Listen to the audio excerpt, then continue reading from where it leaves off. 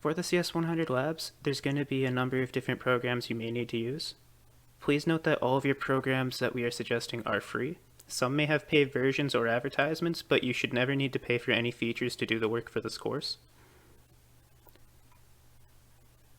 The first type of program you'll need is a text editor.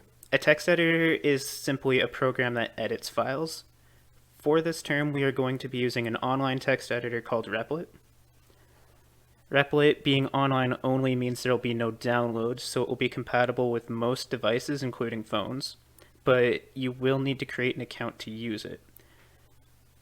Replit will have all the same capabilities as the downloaded programs you would normally use, and it even has some more features, such as color previews, auto completion, auto formatting, that will certainly be helpful.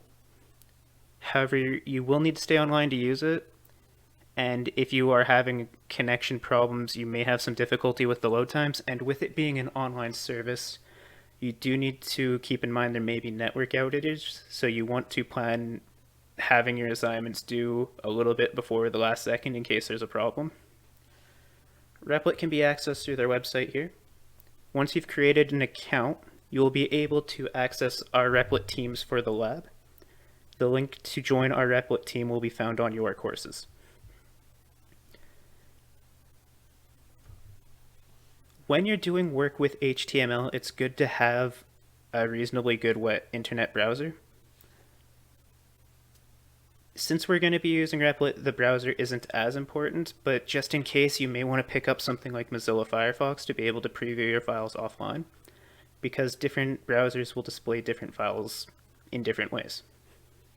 And Firefox is the standard browser that markers tend to use when they are marking at this university, and you can find a link for that here. For the spreadsheet labs, we are going to be using Microsoft Excel. You do not need to have the app or any sort of paid versions for Excel. There is a free version of Excel found at office.com. You will just need to create a Microsoft account if you don't already have one. It has all of the features from the app that you'll need to be able to complete any of the work we do in Excel, such as functions, graphs.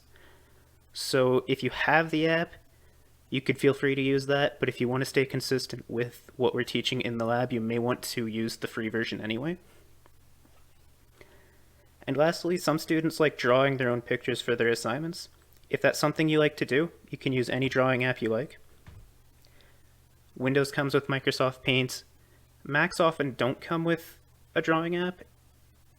So one app that's been suggested for Macs is Paintbrush. It works very similar to Paint, and it can be found here.